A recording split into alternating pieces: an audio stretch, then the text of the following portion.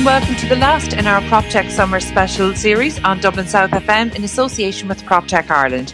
You can contact us on Twitter at iPropertyRadio or by email at hello@iPropertyRadio.com.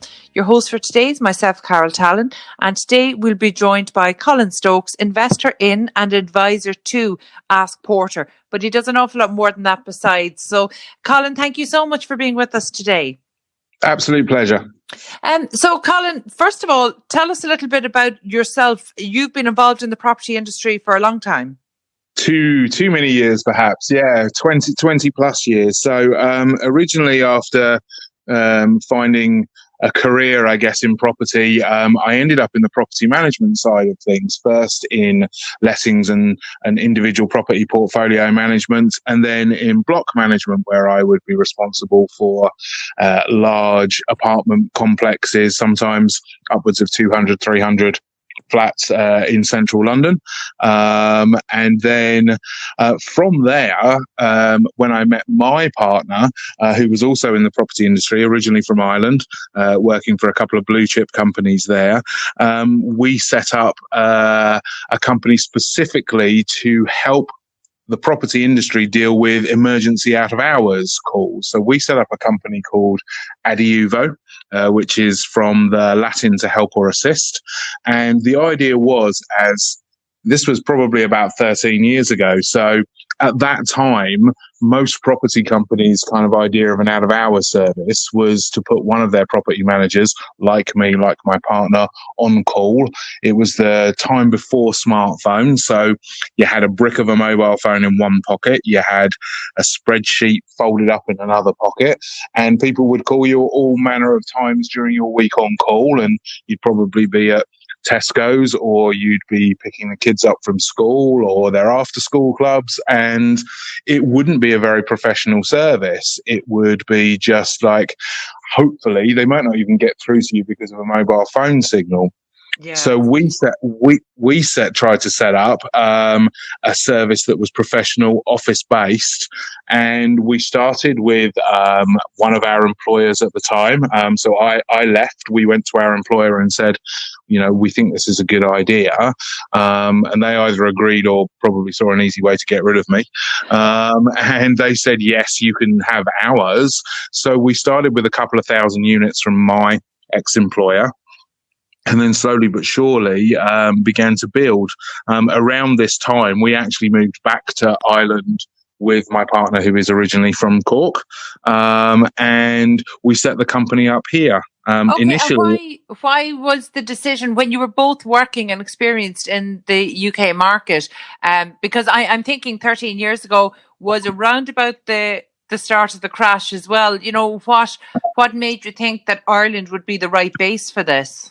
I'm going to be honest, it was a short-term kind of view of it, because Julianne, my partner, knew of two people that had actually just been made redundant, and we needed two staff, and we were very inexperienced about that side of running a business. We knew how to do the property side.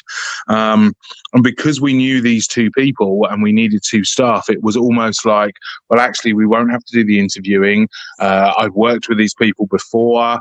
They're willing and available. So we thought about it originally as a short-term kind of response and solution to starting up. And then it kind of just over 13 years kind of snowballed slightly from there. We started off with an office kind of on our land, in a kind of like outhouse, and then moved to another office, and then took another floor, and slowly but surely we've kind of become the main specialised out of hours service in the UK, and currently we're responsible out of hours for 600,000 properties in the UK every evening and all weekend.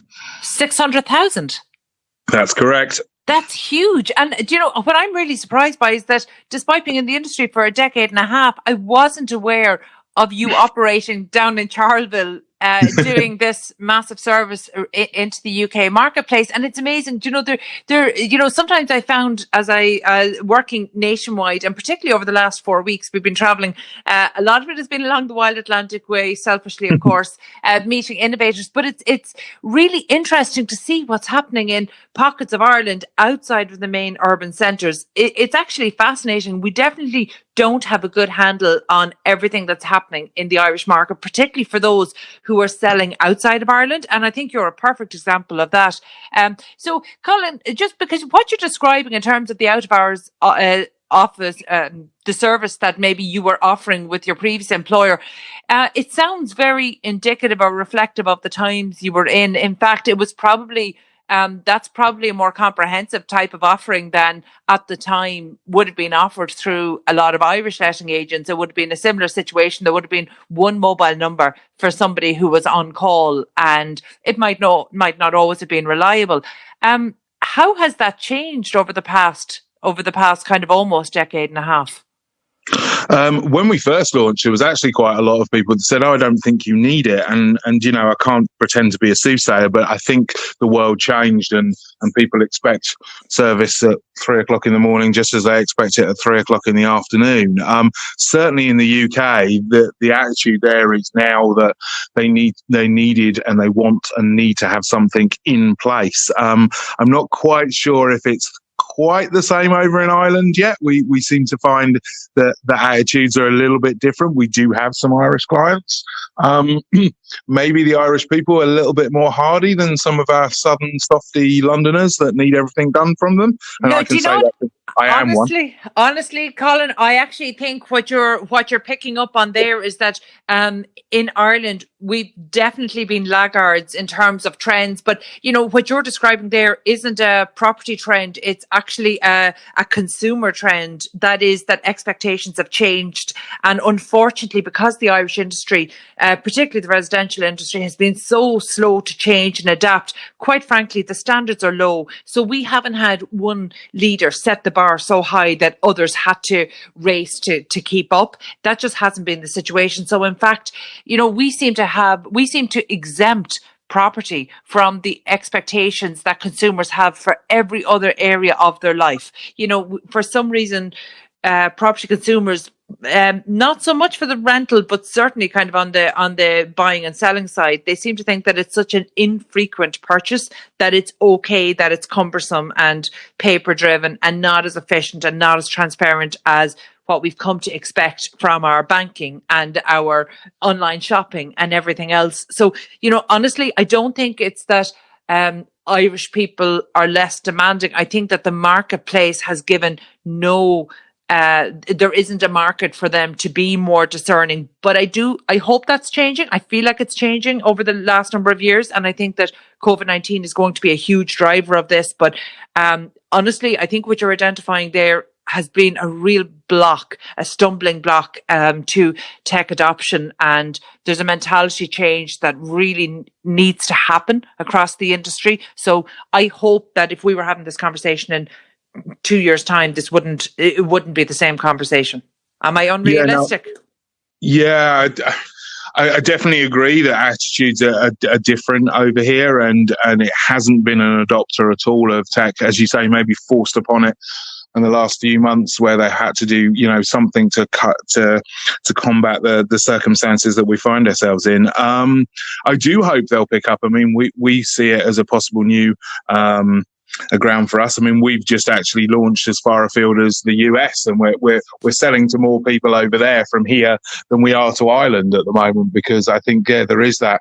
I don't know whether it's a wariness of technology, or that there's not the awareness perhaps of what can be done, and it does seem a little bit more disconnected over here, whereas in the UK, and certainly when I spent early part of this year before lockdown over in the US doing some bits and pieces over there and research for there, it just seems to be a little bit more fractured here, and people don't share kind of best practice and best ideas. Whereas I'm used to a background where, you know, you get 20 people from 20 different companies in a room or an event, and they'll all be happily talking to each other and sharing ideas. That doesn't seem to happen over here. Yeah, do you know what? You're absolutely right. You've pinpointed something really important. And actually, 3 years ago now, we actually started this Agile Agent program to guide 12 different estate agencies all around the country through the process of digital transformation. But part of that was so that we could actually have a template and create a template of best practice. And it's a slow process, and certainly there's been points of resistance. But one of the things, and we've discussed it frequently on the show, one of the issues at the moment is that, so many agencies were just under such pressure, they really barely survived the last crash. And when it came time for recovery, the recovery didn't look like people expected it, or people in the industry expected it to look like. So even as activity increased and sales transactions increased, it became overly burdensome in terms of, or cumbersome in terms of regulations. Clients and customer expectations changed. Suddenly there was this need to invest in technology. And what we found was that, the margins weren't there. Estate agency in Ireland has become such a low margin business. Whereas if you're selling into the US, you'll know that it's, the multiples are at least 3 to 4 times what they are in Ireland. That's a huge difference. Suddenly you actually have, agencies have the cash flow to invest in being better, to invest in technology, to invest in these things. But in the UK, we can't really use that as an excuse, because in the UK it's a pretty low margin business as well, and they still seem to be better. But what I'm seeing in the UK, and we're probably likely to see in Ireland to a greater extent, is this gap between the guys who are adopting technology and the guys who aren't. That gap is widening, and I'm not sure the guys who haven't adopted technology and the ones that haven't made that and have been left behind, I suspected prior to the pandemic that these guys were not going to survive the next crash. And it may be a case that the pandemic is the thing that will widen that gap to a point where people just won't be able to bridge it. No, absolutely agree. And I think the savvy kind of agents and managers are the ones that are adopting the tech, because although there might be an upfront cost, or there might be an upfront sunk cost, at least in time and getting used to and implementing new things, long term, that's what's going to drive the increase in those smaller margins, because it's the only way is to work smarter. Because, the market, you're not suddenly going to turn around the market and turn it into the US version where you can charge 3 times for marketing a property, percentage wise than we do over here. So you've got to look at working smarter to be able to increase the margins. Yeah, look, that's absolutely true. But one of the core messages that I try to get out at every available opportunity, and I'm not an estate agent and I never have been, but one of the key messages I'm always trying to put out is to stop this race to the bottom. Stop undercutting in terms of fees. It is so detrimental to the individual businesses, but it's so detrimental to the industry at large as well, because when we're pushing the fees down to the point where you can't deliver a good service, where you can't do the things that shouldn't be considered value add-ons, they should be considered standard. So, in much the same way as photography, good photography should be standard on any property sales. Now, obviously video should be as standard. To be honest, 360 video, whether it's Matterport or virtual reality tours, anything to facilitate remote viewings, these should not be value added extras. These should be included as a core part of the service. And I think when we come to property management, this out of hours service, it can't be as scant as it was 15 years ago or 13 years ago. It needs to be as good as the service you will get within hours, because that's the kind of lives that we lead now. And I think that, I'd love to know your opinion on this, but from what I can see in terms of property managers, they're definitely the people who've embraced technology better. They tend to be more process driven, and they tend to be able to see the results, but they also have the benefit of, I suppose, a cash flow forecasting that's reliable. And I think that's one of the reasons why property managers were able to invest in technology that maybe sales agents weren't to the same extent. I mean, is that something you would see in the UK? Yeah, I mean, I think sometimes property managers the kind of like the hidden secret of a property company, and they're not the ones that shouted about and done it, but in harder times they're the ones that get the kind of recurring income every month, comes in every quarter, whatever. So I think that there is it's a lot easier to be able to forecast, and I just think you hinted at it, it's a lot more process driven, especially the account side and the service charges and the maintenance side, especially on the planned maintenance side as well. So I think there probably is some more scope there for introducing it, but I think letting agents and sales agents are going to have to do the same thing, even if it is only from increasing their profitability. Yeah. And in terms of your call centre down in Charleville, how many people have you got? Are all of your team in Charleville? Okay, so we are split up a little bit, but the core of the people that actually make the decisions on stuff. So we have an inbound team that kind of just grabs some data capture off people, and then puts on our system what the problem is. And then the core team that makes decisions on whether we instruct, who do we instruct, and then manages those instructions are based here. There's 35 of us roughly here, and then we have another 20 in the UK, which has only been actually introduced this year, either stupidly or perhaps, I don't know, luckily. We actually took on another 20 people in the midst of COVID. Onboarding them remotely was quite a challenge, but that was quite interesting. And the idea is that as we go forward, we'll get keep the expertise here, but remove some of the noise from them kind of answering, multiple incoming calls, and have them just concentrate on that decision-making process. So, we're always looking to refine our processes and make them better. And then we also have a team of 9 people based in Bangalore as well, which is because we had 2 people come over and work in our call centre in Ireland for about 3 years while they were doing their MBA. And then they decided they would obviously be going home. And then instead of losing them, we decided to set up a little office there. So they do some of our administration, and they also do some of our call handling at the wrong time of night for us. So they're like kind of 1 a.m. to 6 a.m. kind of slot, which isn't as bad for them as it is for us. Excellent. Okay, well, I definitely want to get into the UK expansion during COVID. That actually that sounds fascinating, but also exceptionally challenging. Look, we'll take a quick break now. I'm joined on the line by Colin Stokes, investor in and advisor to AskPorter, and we're also discussing his own business.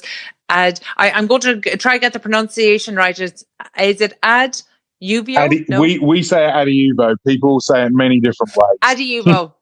Okay, Adiuvo. No, that's great. So, Colin, stay with us. We'll take a quick break. 93.9 Dublin South FM. Welcome back to our Proptech Ireland Property Matters Summer Special on Dublin South FM with myself, Carol Tallon. You can contact us on Twitter at iPropertyRadio or email hello@iPropertyRadio.com.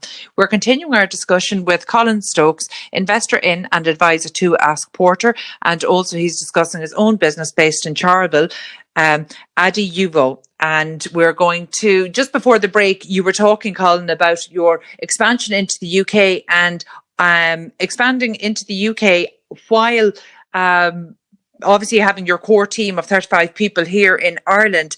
But what I'm surprised there is that you did that during COVID-19, so all of the onboarding had to be done remotely. How did that work out? I have to thank one of my associate directors, Vicky, for doing most of that. No, on all of that. She made that happen. So we kind of we've been working with another call centre to provide each other with some kind of overflow facility. So they did similar things to us for social housing, and then we utilised some of their office. So we took some of their spare office and put a bunch of people there. I mean, it sounds great that we took people on during COVID. To be honest, we had planned it for 4 or 5 months because you don't just generally take on 21 people on a whim. But it was part of our plan to try and reduce, as I said, noise and from our main contact centre here and have the people specialise here. But yeah, it was a lot of Teams. It was a lot of webinars with training recorded. What that team does is a lot less full on than what we do here. And this will always be our kind of core center where we keep all the expert knowledge. So it was a bit easier than maybe it sounds, because they're really the initial data capture and a bit there. But it certainly had its challenges, or listen to me saying it had its challenges for Vicky. So who did all of the hard work, but that's the beauty of being the boss and the delegate. Well, look, delegation is absolutely a skill. And in fact, it's interesting that you almost frame that as a negative, because in fact, that's actually the only way. It's one thing that we're consistently speaking to PropTech startups about, is that, not having an ability to delegate is actually the death knell for any startup when it comes to growth. So it's something that founders really struggle with. So you don't need to be flippant or cavalier about that. Actually, there's a huge value in that, and it's the kind of thing that you probably need to be in business for nearly a decade to be that comfortable with delegating something so huge. So look, let's all just remind anybody who might be just joining us here that your company in Charleville is actually dealing with the out of hours property management, or the emergency call out of 600,000 units across the UK, and you've just entered into the US market now. So that's a huge thing. So that might explain why you have been so, I suppose, quick to get involved in the PropTech sector, and not just kind of getting involved and buying in technology, but actually stepping up as an advisor and actually an investor. So as mentioned at the top of the show, you are an investor in and advisor to AskPorter, a UK-based startup. So you might just actually, first of all, tell us a little bit about AskPorter. Yeah, absolutely. I'm just going to preface it with one thing, if you don't mind. We see a lot of PropTech. People try and not only sell to us, but because we're in the fortunate position that we have 360 odd property companies that are our clients, people kind of see us possibly as a shortcut to selling to those 360 clients. So a lot of people bring us a lot of stuff. So we get to see a lot of PropTech. And the one thing I will say is, and it kind of does fold into why we invested in AskPorter, is we see a lot of stuff, and a lot of stuff is beautiful tech, but it forgets the prop, because people unfortunately come up with solutions sometimes to ideas that don't need solving every day for property managers, or certainly not at the price point that they need to do. So we saw so much, we would get everybody selling to us. And then these guys came along. I got introduced by a mutual friend who said, oh, these guys might be interesting. And they arranged for an online demo, and we've done a few of these later. And what we saw was an online demo of basically, at that point, a chatbot. And it was lovely, and it was really responsive, and it seemed to work. And I was like, it's really nice. Do you want my honest feedback, or do you want me to be nice to you? And they said, we want your honest feedback.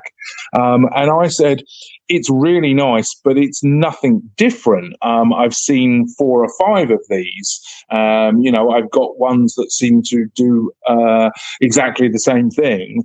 And then they said the sentence that changed everything for us, because what I presumed I was doing was just seeing a beautifully presented chatbot with me asking questions at one end and somebody sitting at the other end and answering the questions.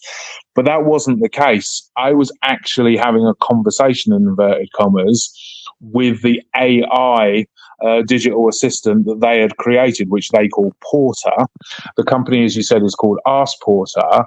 And at that moment, it was like, oh, okay, so what you've just shown me is the same as everybody else has shown me, but that needed people. This needed nobody. This was actually an AI that I was, in inverted commas again, talking to.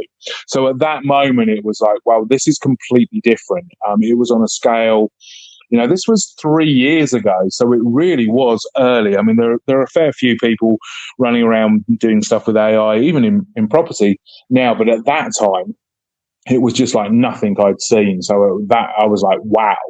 And that was they say when you make a big, you need that wow moment when you walk into a house and make a big kind of purchase. And that was my wow moment for that. And I was like, guys, if you're looking for investment, which I heard that they were, then I would very much like to be involved. And we did a deal. We got some for in there, and then kindly they asked me to come on as an advisor as well, which means we got a little bit more extra of the pie, because they wanted us and our guys to be able to use it and give them feedback. And I realised that was a very long answer to your question.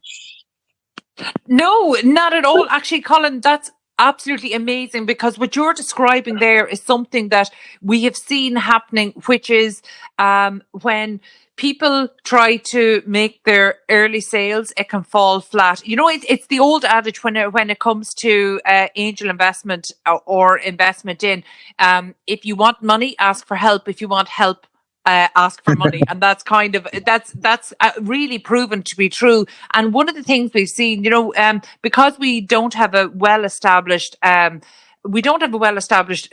ecosystem here in Ireland in terms of funding, there isn't the high level of transparency that we would like to have. So in fact, what we've been doing through Proptech Ireland is we've been tracking the private investment, that's matching state investment. Yeah. We've been tracking the private investment going into Proptech, and almost all of the investment has come from the industry. So people like yourselves, whether it's on the planning, construction or property side of things, it's people who are looking at solutions, seeing how they actually solve problems or will improve processes in their day-to-day and for their business, and they are privately investing. So essentially the startups not just get early support, they get early support from people who know this industry. So, a lot of PropTech startups, they might be light on domain knowledge. So they're getting that if they get a seasoned industry investor in, but they're also getting testing environments and access to early customers. I mean, this is really the kind of trifecta of private investment for PropTech startups. So I'm delighted to hear you go through the process of how that happened, because, a lot of people just see the end result and maybe try to skip to the end result, and they maybe miss the parts in between. And so I'm delighted to hear you talk about that. In fact, it's something that I absolutely want you to talk more about. So, like, in terms of your role as an advisor, how have you been able to bring your domain knowledge and also access to the 360 property clients that you have, particularly in the UK?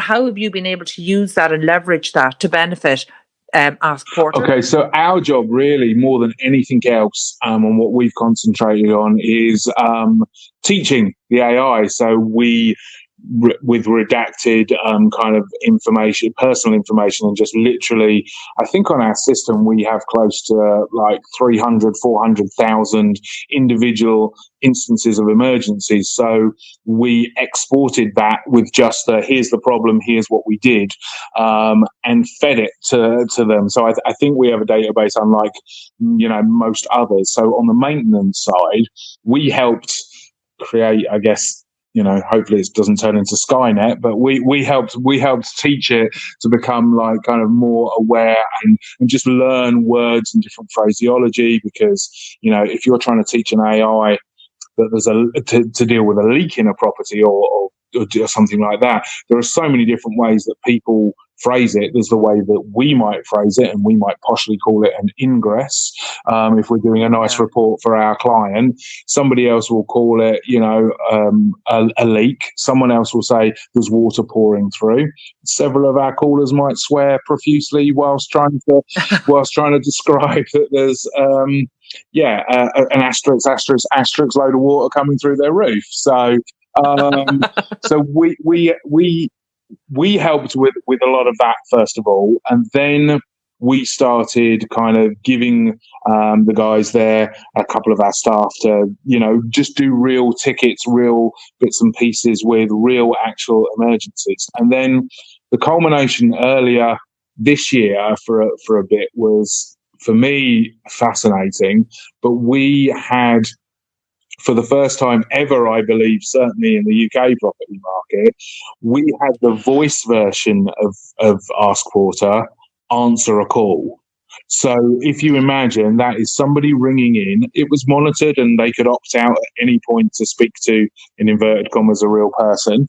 But we had a conversation happening with a caller ringing in with a real issue, who was speaking with not a person, not a recording, not a device that records it and then passes it on, but the AI understood what was going on, deciphered and worked out what the caller was trying to report, basically then packaged that information up that it was Mrs. Smith from 123 Acacia Avenue who has a toilet that is blocked, and then passed it to an agent who would then pick up the phone and go, "Hey, Mrs. Smith, I'm sorry to hear that your toilet is blocked. Let's see what we can do about it." Okay, and how was that received? Well, the person didn't know, apparently. So we did follow up afterwards. It's the real kind of, subsequent to us in the seed round getting involved, and I must say a lot of other good property people with even better pedigree than I and a VC fund got in very early as well at the same time as I did. But subsequent to that, in their proper, so we were angels in the kind of seed round, Google got involved and decided for the first time ever that Google investments would make an investment outside of the US, one particular arm, and they got, so the guys at AskPorter got kind of access to, kind of a lot of their speech stuff. So if you've seen the advert from Google Duo where your virtual assistant can make your hair appointment for you without you doing anything, it's that kind of technology. So we've only done a couple of trials of it, and there's a lot more way to go, and it still doesn't understand accents very well and dialects. So Irish is obviously a little bit of a challenge for it as well. But I mean, and that's way off yet, but that is the absolute future that these guys are aiming for. That your inbound team that I referred to, some time ago or earlier in the conversation, could actually be AI at one point.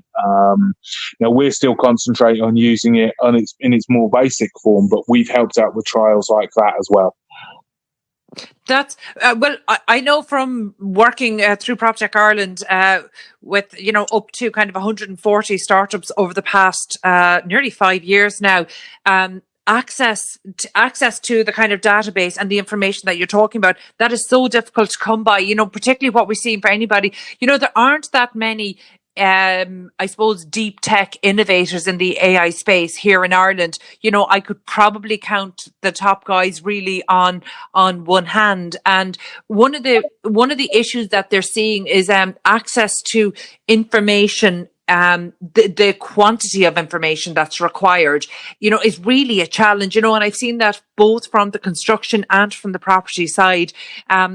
Sometimes there's an unwillingness or almost like a fear for people, particularly in the age of GDPR, there's a fear of people sharing data, even when assurances are given that, like you were saying, you can redact the information that would make it GDPR sensitive and actually feed the information in terms of what was the issue, how did you resolve it.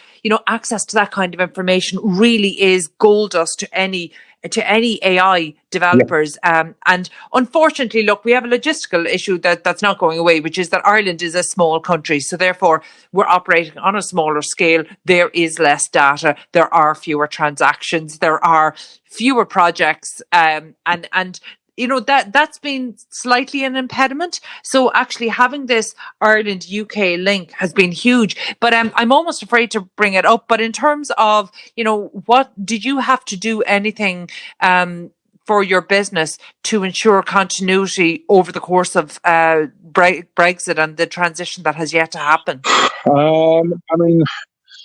We're obviously we're based here, but the exchange rate is going to be an interesting one for us.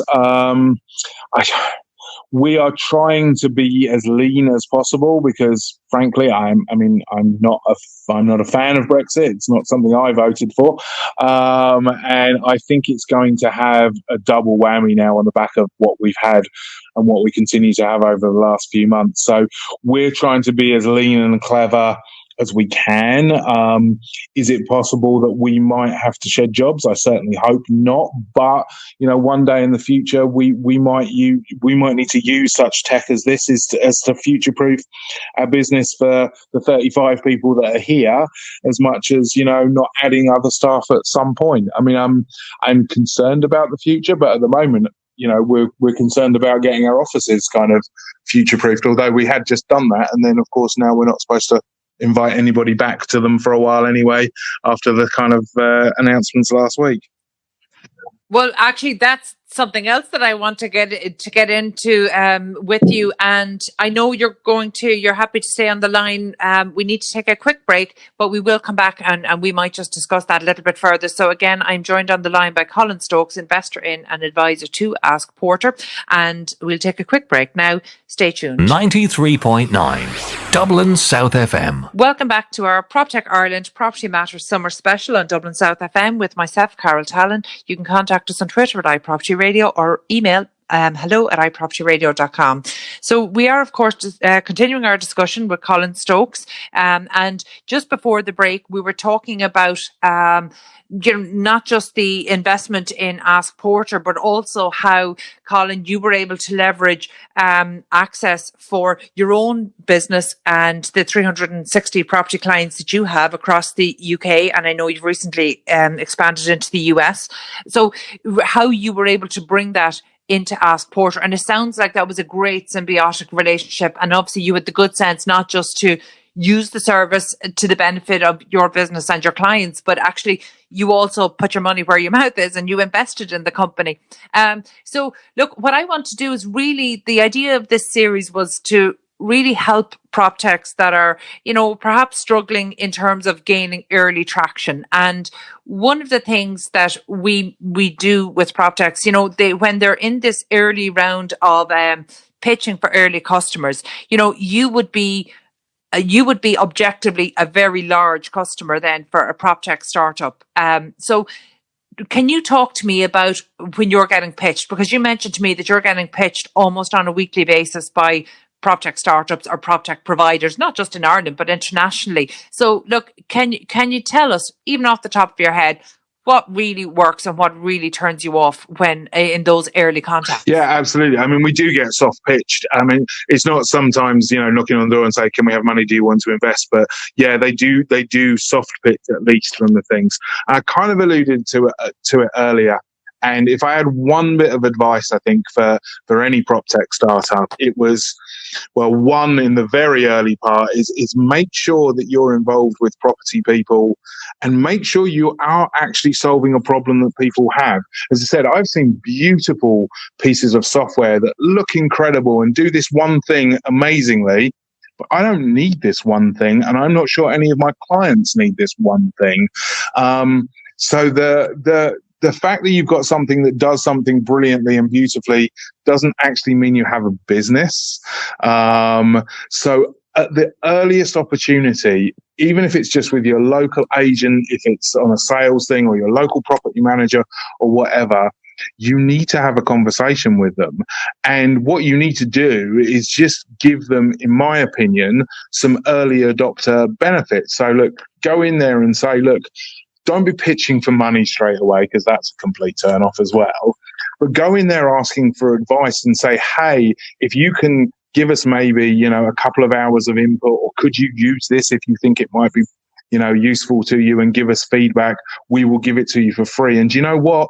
If you like it and it turns into something, because you helped us, you can have the first 6 months, a year, whatever your product is, or your first 1,000 uses of it for free. But without actual use in the real world, even though it's just a trial, your product, no matter how beautiful and wonderful it is, doesn't mean anything. Yeah, I think you summed it up earlier. You kind of summed it up perfectly. You described it as beautiful tech, but they forget the prop. Yeah. And, you need those two components. And, it's interesting. Back in 2016, I really remarked that it was very much consumer driven innovation we were seeing. These were people who were tenants and were having problems. They were people who wanted to buy properties and experience problems and set about solving them. And it's interesting, a lot of those have fallen away or failed to gain traction. And what we're seeing now, the stuff that's rising to the top is very much I won't say the industry led, but people who are coming with really strong domain knowledge. And I think that echoes a trend that we're seeing right across the startup culture, not just in Ireland, but internationally. You know, we've seen the age of founders jump. So now I think the most recent stats are that, you know, successful founders tend to be in their mid 40s. I think that came as a shock to a lot of people. And they tended to have what could be objectively described as unsuccessful startups or businesses under their belt. And I suppose it depends on how you want to look at that. You know, you could see that that's maybe 2 or 3 rounds of some very intensive learning, much more than you might learn on an MBA or a postgraduate business degree. So, you know, I think that that's something that's interesting, but the domain knowledge is so vital. But I almost have to voice the concern here that, you know, we can't let the industry dictate the innovation, because, you know, it's a little bit back to Henry Ford's, you know, if I'd asked the people what they wanted, they would have said faster horses. And there is an element of that. So there needs to be a balance. You know, it can't be solely consumer driven, but it also can't be solely investor driven. The problem is that industry driven, but industry holds a lot of power here, because we need the industry not just to contribute in terms of domain knowledge, but also in terms of like the practical day-to-day, the experiences, the feedback, the access to testing environments, which you were just describing there, because actually in a lot of ways, access to testing environments can be much more challenging because they tend to lead to early customers. But if you're selling into the private sector, you know, it can be a bit of a closed shop here in Ireland. And if you're selling into the public sector, then you're going through a tender process. And I know there's attempts out there to try simplify the procurement process for innovation. But the reality is that procurement processes in Ireland for innovation, they are wholly incompatible. You know, you have to show experience, you have to show a proven model, you have to show all these things that innovation actually generally doesn't have in the early stages. So that's why I think it really is so vital that private industry steps up and supports PropTech in so many different ways. And it might be access to redacted data that will actually feed the systems. It might be access to testing environments, or it might just be this getting on board as early users. You know, have you, I know you're very involved in the UK market, you know, have you been pitched regularly by Irish startups or Ireland-based startups? No, to be perfectly honest, it's near enough unilateral, near enough being kind of completely UK ones. Now that may be because, as you said, you know the scene over here, and yet you know you and I weren't really that aware of each other until recently. We do kind of go under the radar a little bit here with just a couple of like smaller local clients, and while things are kind of snowballing in the UK, I guess we haven't really reached out that much. And so whether it's because of that, but I mean, we do get pitched literally every week from UK people. Well, I'm hoping on foot of this interview, I'm hoping that will change. And, you know, part of me wants to apologise in advance if you get lots of pitches. No. But quite frankly, I hope that you do. Because there's an element of it being a numbers game. You know, and it's a numbers game from the startup side and from the investors. You know, and look, you're well positioned not just as an investor, but actually as, like I said, an early user, an early client, but also in terms of feedback. That feedback is valuable. You know, we talk so much about, you know, the concept of getting out of the building, you know, work past your assumptions, test them in the industry. It's really difficult to do that because you rightly pinpointed that actually in Ireland, we don't really have the mechanisms there for sharing best practice. There isn't the same level of sharing that you might see across certainly other industries. You know, we're trying to change that through Proptech Ireland and Property District, you know, with our Agile Agent program. But, you know, we're doing that with 12 firms every year. You know, it's going to take a long time for that to filter through. You know, that's not a huge number. So, you know, we would love for this to be done maybe through the representative bodies for the various different groups, you know, whether it's IPAV or RICS or Engineers Ireland or the CIF. You know, we'd love for that conversation to happen at that stage because there's such a huge benefit to the industry and for every firm, every traditional firm then in the industry. But I suppose, again, because we want want to make this so relevant, I'm going to go back to your investment in AskPorter. And first of all, was that the first startup that you've invested in that wasn't your own? No, and the one that we did failed miserably. Okay, that's the interesting one. So the one that you invested in previously, was that in the Proptech space? And it was a brilliant idea, but it was the wrong people to invest in. They didn't have the wherewithal to go, and we got carried away with the idea. And in fact, about a year later, a company did pretty much the same thing, and they've made a success of it, or at least on paper, and they're still out there and they're raising money and they're doing quite well. So the interesting thing is I think when you're investing is, one, you just have to realize, and I do like Las Vegas quite a lot, as anyone knows me. So there is a little bit of gambling involved, definitely. But what we learn is just as important as the product is the people that are pushing that product. So again, I said earlier, you might have the tech, but you don't have the prop. You might have the prop tech, but if you don't have that person that can push that prop tech and can walk into rooms and make people sit up and listen, and you just have that aura about them, then I think that is literally just as important. So if you're a prop tech startup and you are the tech guy and you don't perhaps have the ability to command a room or to command people's attention, then you need a COO, or you need a chief commercial officer or CCO or something to partner with ASAP, because it's just as important. Yeah, and this is something that I struggle with, because I find it exceptionally frustrating to see amazing founders. Like I said, out of the 140 PropTech startups in Ireland over the past almost 5 years, I would say that, really we're not much over single digits when we talk about the guys involved in, and by the way, I say guys, obviously I mean male and female, but the people involved and the founders that actually have deep tech expertise. It's really a small number of that, and I find that they're generally the ones that get overlooked because they don't have maybe the ability to command a room. They're not as good at getting their message out, and to me, I don't think it's all about polishing the pitch, although that is important. There has to be an element where, when you're not B2C, you're selling into the industry has to be sophisticated enough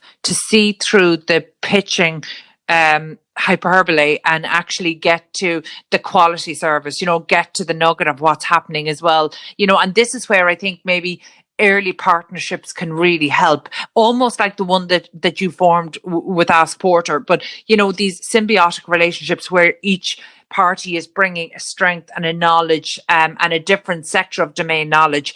I think it's really important, but I want for the industry to be a more sophisticated or discerning, to be more sophisticated and discerning when they're receiving those pitches. I want them to see past the polish and to get to the good stuff, because, actually one of the things that we've seen in terms of market traction, it's such a fallacy to talk about first mover advantage, and it's such a fallacy to talk about being the benefit of being first. Quite frankly, being first is a terrible position to be in, from what I can see in terms of innovation. You're much better off to be second or third, because the people who are there first, that do the heavy lifting, they start the education of the industry, they start the early innovation, but actually it's the guys that come in and polish it and package it. They're the guys that get traction, and that can be so frustrating because it's almost the anti-innovation. Yeah. And it's something that I really struggle to reconcile. No, absolutely. And there's probably just one other thing that comes to mind while you were speaking, is you were asking about, what should PropTech people look for in, people there, or what should investors look in PropTech. But the other piece of advice I would give for PropTech people is choose your investors very carefully. And I know at the start it's so easy just to grab any money that's on the thing. But if I'm a possible investor and you're a possible investor, and you actually might not even have as much disposable money to invest, but you have the contacts, then people need to just try and take a beat. And PropTech companies need to do their due diligence on the investors as much as we try and do on the people, and the product itself. Yeah, I think that's a really fair point. Look, just because I like to get into specifics, because I want to be helpful for the startups who are dealing with this right now. Look, you invested in one, it failed. What did you learn from that? It was just almost that it was almost equally about the people than the product. So you got to have the PropTech first, but if that person doesn't have, and I don't necessarily mean that polished stuff that we were talking about to pitch, but if they don't have that absolute drive to, it's a stereotype, but I did it, to work 80 hours a week for the first couple of years. You have to do it. If they don't have that drive, if they don't need to do whatever it is that they're doing, and if they don't believe, completely in their product, you've got to know that they do that as much of. And I think that's the biggest lesson that we took from the first time. It's just as much about the person that's doing it and can they drive it forward as the actual product. Okay, and you mentioned off air that you are quite close and you're in due diligence stage of investing in another startup. And obviously I won't ask you to name them, but can you maybe tell us something about them that made you think, okay, these are not just, this is not just a product that I would want to use for my business and recommend to my clients, but actually this is where I want to actually put my own money in. The product is pretty close to genius in my opinion, but the guy that came up with it spent years doing the job almost that he's gonna. I was trying to say without, because I did sign an NDA, so trying to say as much without saying too much as possible. But the person from the background that did it, he grew up doing this thing. So it's to do with an associated service and contractors and engineers. And he was one, and he lived that, and he saw what could be done and a possibility. And then he went out and learned the tech to do it.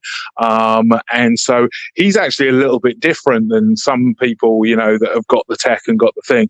He kind of learned the tech and got this thing built. And it was all about, for this one, it's the idea, but again, it's him. He's got this drive to do it, and he's got this insight into this little kind of niche and this little thing that made him know that this was a thing that is needed. Again, going back to, do you have the prop in the PropTech? And I think we just kind of believe in him as someone that will make it work. Okay, Colin, you have been massively generous with your time and sharing this kind of information. I have no doubt that you will get pitched more by Ireland-based startups, and I look forward to hearing your feedback on those. So thank you so much for being with us today. That was Colin Stokes, investor in and advisor to AskPorter, and also CEO and co-founder of Adiuvo, based down in Charleville. That's it from us today. Thank you for listening in to Proptech Ireland Property Matters Summer Special on Dublin South FM. And as mentioned at the top of the show, this show is actually the last in our Proptech Summer Special Series. So from next week, we will be back to traditional property matters, but of course we will be giving our PropTech input every week, but also our thanks in association with PropTech Ireland. So over the last number of weeks, we've gotten to meet people who are developing, driving, financing, and indeed investing in PropTech and construction technology innovation. It's been fascinating. I've thoroughly enjoyed it. I've learned a lot, and I hope you have too. You can get in touch with the show by emailing hello@ipropertyradio.com or on Twitter @ipropertyradio. My thanks to Peter Rice on sound and show producer Katie Tallon of Hear Me Roar Media. We're back at the same time next week with Property Matters. And for myself, Carol Tallon, and all the team here, stay safe.